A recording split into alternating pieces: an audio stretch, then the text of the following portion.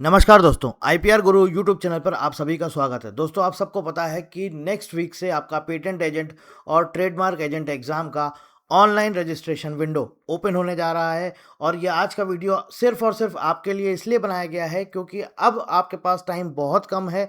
आप लोग अपनी प्रिपरेशन स्टार्ट कर दीजिए। पूरा प्रॉपर आपको हम शेड्यूल देंगे, कैसे आपकी क्लासेस होंगी, साथ ही साथ प्रॉपर तरीके से हम आपको गाइड करेंगे। एक तरह से पूरी स्ट्रेटजी बताएंगे कि किस तरह से आपको ये पेपर क्वालिफाई करना है। तो देखिए दोस्तों, सबसे पहले आपको ये पता होना चाहिए कि आईपी इंडिया की तरफ से जो ये नोटिस रिलीज किया गया था, इस नोटिस के अकॉर्डिंग आपका ऑनलाइन रजिस्ट्रेशन स्टार्ट हो रहा है 15 जून 2026। आपके पास सिर्फ और सिर्फ दोस्तों एक वीक बचा है। अब आपको ज़्यादा वेट नहीं करना। अगर अभी तक आपने प्रिपरेशन स्टार्ट नहीं करी है, बुक बिल्कुल भी कुछ भी नहीं पढ़ा है, तो अब आप अपनी पढ़ाई स्टार्ट कर दीजिए। और ये 15 जून 2026 से 14 अगस्त 2026 तक आपका ये विंडो ओपन रहेगा, यानी कि ऑलमोस्ट 2 मंथ। ठीक है। अब हमें क्या करना है, पहले तो सबसे पहले सबसे इंपॉर्टेंट चीज़ ये समझिए कि हमारी क्या स्ट्रेटजी होनी चाहिए जिससे कि हम पेपर को क्वालिफाई कर लें। सबसे पहले हमारा टारगेट होना चाहिए कि हमें पेपर 1 क्वालिफाई करना है। और ये इंपॉर्टेंट चीज़ है कि आप किस एग्ज़ाम को टारगेट कर रहे हैं। देखिए, ट्रेडमार्क एग्ज़ाम की अगर हम बात करें तो ट्रेडमार्क एग्ज़ाम थोड़ा सा ईजी रहता है as compare to patent agent exam. थोड़ा क्या मतलब, मैं बोलूँगा तो काफ़ी ईज़ी रहता है as compare to patent agent exam. और इसका जो एजुकेशनल जो आपका क्राइटेरिया रहता है वो क्या रहता है, सिंपल ग्रेजुएट। किसी भी स्ट्रीम में अगर आपने ग्रेजुएट किया हुआ है तो आप इस एग्ज़ाम के लिए अप्लाई कर सकते हैं। लेकिन पेटेंट एजेंट के लिए चाहिए होता है साइंस बैकग्राउंड या फिर टेक्निकल बैकग्राउंड, जैसे कि बी बीटेक किया हो, बीएससी किया हो, आपने बी फार्मा किया हो, वही लोग इसके लिए एलिजिबल होते हैं। ठीक है। तो ट्रेडमार्क एजेंट एग्ज़ाम काफ़ी ईज़ी रहता है, काफ़ी हद तक बहुत ईज़ी रहता है as compare to patent agent exam. ठीक है। तो आपको ये डिसाइड करना है आपका इंटरेस्ट किस में है और कौन सी चीज़ आप जल्दी मतलब कि ईज़िली या आसानी से आप क्वालिफ़ाई कर सकते हैं। आपको लग रहा है कि मेरे लिए पेटेंट एजेंट एग्ज़ाम डिफ़िकल्ट है, तो आप उसको स्किप कर दीजिए। आपको लग रहा है मेरे लिए ट्रेडमार्क एजेंट एग्ज़ाम ईज़ी है, तो आप इस पर कंटिन्यू कर सकते हैं। और आपको अगर ये लग रहा है कि मैं दोनों एग्ज़ाम क्वालिफ़ाई कर सकता हूँ, तो आप दोनों के लिए अप्लाई कर सकते हैं। लेकिन एलिजिबिलिटी क्राइटेरिया फुलफ़िल करते हो तभी। ठीक है। अब आगे बात करते हैं, समझते हैं थोड़ा-सा इसका एग्ज़ामिनेशन पैटर्न। देखिए दोस्तों, 3 स्टेज में आपका एग्जाम होगा। Paper 1, then paper 2 and then आपका इंटरव्यू। पेपर 1 आपका ऑब्जेक्टिव होता है 100 मार्क्स का। पेपर 2 आपका डिस्क्रिप्टिव होता है 100 मार्क्स का। एंड पेपर 3 या वाइवा बोलिए, stage 3, that is interview, 50 marks. ठीक है। और ओवरऑल आपको 60% मार्क्स क्वालिफाई है, मतलब कि टोटल ये कितना होगा आपका 250 का 60%। 60% पासिंग क्राइटेरिया, मतलब कि टोटल आपको 150 चाहिए। और हर एक स्टेज में 50%, हर एक स्टेज में 50% मार्क्स कंपलसरी है, बट ओवरऑल आपको 60% मार्क्स चाहिए, यानी कि 150। अब देख लीजिए आप पेपर पैटर्न आपका कैसा है। पेपर 1 में अगर हम बात करें तो देखिए दोस्तों, यहाँ पर टोटल 5 पार्ट में 5 सेक्शन में डिवाइड किया जाता है। 30 क्वेश्चन आते हैं आपके 2-2 नंबर के, यानी कि 60 मार्क्स। फिर 5 क्वेश्चन आता है 1-1 नंबर का, 5 मार्क्स। फिर 5 क्वेश्चन आता है 1-1 नंबर का, यानी 5 मार्क्स। और उसके बाद part C1 and part C2 5 question होते हैं 3-3 नंबर के, सेम ऐसे ही 5 क्वेश्चन 3-3 नंबर के, 15 और 15 मार्क्स के। तो टोटल होता है हमारा 100 मार्क्स। और आप ये भी देख सकते हैं किस तरह के क्वेश्चन आते हैं।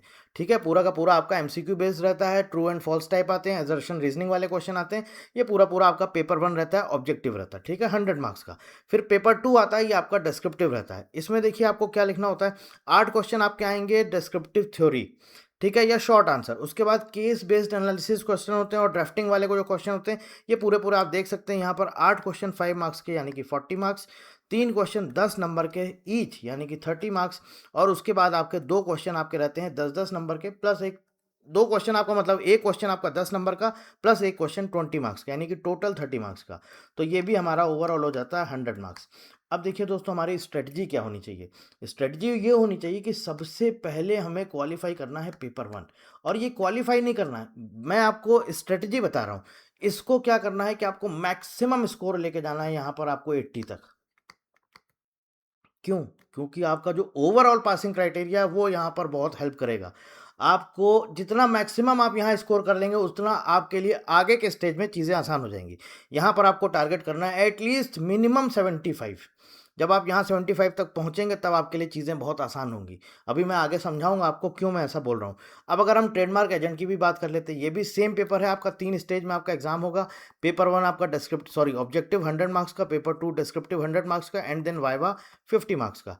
पेपर 1 आपके 100 क्वेश्चंस आएंगे, ऑब्जेक्टिव बेस्ड, एमसीक्यू बेस्ड, बहुत ईजी रहता है अगर आपको ट्रेडमार्क एक्ट के बारे में बहुत अच्छे से पता है, या जीआई एक्ट और trademark rules and GI rules आपको आता है बहुत अच्छे से, और कोई ऐसा बहुत डिफिकल्ट भी नहीं है। अगर आपको आता है तो आप इसमें बहुत अच्छा स्कोर कर सकते हैं। 1 नंबर का एक क्वेश्चन होता है, 100 क्वेश्चन आते हैं आपके, टोटल 100 मार्क्स का होता है, और मैं आपको यही सजेस्ट करूंगा, आपको टारगेट करना होगा 80, और इसमें 80 अचीव करना थोड़ा सा इजी है as compare to patent agent. वहाँ पर अगर आप 80 टारगेट करेंगे तो वहाँ तक पहुँचना थोड़ा सा डिफिकल्ट है। मैं ये भी नहीं बोलूँगा कि पहुँच नहीं सकते, डिफिकल्ट है, ऑब्वियस है, मैं मानता हूँ डिफिकल्ट है। आप 60 तक पहुँचेंगे, 65 तक पहुँचेंगे, क्योंकि थोड़ा सा वो डिफिकल्ट रहता है, ट्रिकी क्वेश्चन आते हैं, कॉन्सेप्चुअल बेस्ड क्वेश्चन आते हैं। इसमें तो अगर आपको आता है, पता है, आपने पढ़ा हुआ है, तो आप इसमें पूरे पूरे क्वेश्चन आप अटेम्प्ट कर सकते हैं और पूरे पूरे स्कोर ला सकते हैं। तो यहाँ पर आपको 80 तक पहुँचना होगा। इसके बाद आता है paper number 2, that is descriptive. Descriptive में देखिए 4 क्वेश्चन टोटल, आपके यहाँ पर 10 क्वेश्चन आते हैं। 4 क्वेश्चन 10-10 नंबर के, मतलब हर एक क्वेश्चन 10-10 नंबर का रहता है। कौन कौन से किस पे बेस्ड रहते हैं ये देख लीजिए। केस बेस्ड आपके 5 क्वेश्चन रहेंगे, ड्राफ्टिंग के आपके 1 क्वेश्चन रहता है, और इसके साथ साथ आपका जो लीगल एक्सप्लेनेशन वाले क्वेश्चन रहते हैं, मैं इसका आपका पीवाईक्यू भी आपको प्रोवाइड करा चुका हूँ, आप जाकर के चेक कर सकते हैं। तो ऐसे जो है आपके टोटल 4 क्वेश्चन रहते हैं। तो ये टोटल होता है हमारा 100 मार्क्स, पेपर 1 पेपर 2। और अगर आपने पेपर 2 क्वालिफाई कर लिया, ये पेपर 2 के लिए आपकी तैयारी अच्छी है, चाहे पेटेंट एजेंट हो या ट्रेडमार्क एजेंट हो, अगर पेपर 2 दोनों ही पेपर के जो भी आप एग्जाम दे रहे हैं उसके लिए अगर आपको पेपर 2 की अच्छी खासी नॉलेज है, ड्राफ्टिंग वगैरह आपको स्पेसिफिकेशन वगैरह आप समझते हैं, आपको अच्छे से आता है, तो फिर आपको वाइवा में दिक्कत नहीं आने वाली है। ये मैं आपको फॉर श्योर मैं आपको बोल सकता हूँ, गारंटी के साथ बोल सकता हूँ। अगर आपको पेपर 2 अच्छे से आता है, आपको ड्राफ्टिंग वगैरह आती है, तो आपको वाइवा में दिक्कत नहीं आने वाली। और लैंग्वेज कोई ऐसा नहीं है कि आपको इंग्लिश में ही वाइवा देना है, नहीं, हिंदी भी चलती है, कोई इशू नहीं है, लैंग्वेज कोई बैरियर नहीं है। मतलब अगर आपको अच्छे से सब्जेक्ट की कमांड है, नॉलेज है, तो आपके लिए वाइवा डिफिकल्ट नहीं रहने वाला है। अभी हमें क्या टारगेट करना है दोस्तों, अभी हमें टारगेट करना है पेपर 1, ठीक है। और मैं आपको सजेस्ट करूंगा, अगर आप एक एग्जाम पे फोकस करते हैं, मतलब आपका दिल कह रहा है कि नहीं हमें दोनों देने चाहिए, या आप थोड़ा सा कंफ्यूज है हमें एक देना चाहिए, तो मैं सजेस्ट करूंगा आप एक की तरफ फोकस करिए जहां पर आप अचीव कर सकते हैं। और अगर आपको लग रहा है नहीं मैं दोनों करूंगा, तो फिर आप दोनों दीजिए। लेकिन आपको प्रॉपर टाइम टेबल बनाना पड़ेगा, प्रॉपर अपना शेड्यूल बनाना पड़ेगा, और प्रॉपर स्ट्रेटजी के साथ आपको लग के अगले 5 से 6 महीने तैयारी करनी पड़ेगी, क्योंकि जनवरी में आपका एग्जाम है, तो पूरे पूरे 6 महीने आपके पास हैं, 6 से 7 महीने अगर आप अभी से तैयारी शुरू कर देते हैं तो ये आपके लिए सफिशिएंट है, मोर देन इनफ है। बस जो मैंने आपको बताया आपको वही करना है। बाकी मैंने आपको बताया है, मैं कुछ कुछ वीडियोस वगैरह आपको जो है यूट्यूब पर देता रहूँगा, क्लासेस वगैरह जो भी होगा मेरे एंड से, जितना भी आपको रिसोर्सेज प्रोवाइड करने होंगे वो सब हम आपको यूट्यूब चैनल पर ही प्रोवाइड कराएंगे। कुछ पूछना चाहते हैं तो आप वीडियो के नीचे आप हमें कमेंट करके पूछ सकते हैं, ठीक है। So thank you very much and thank you for watching.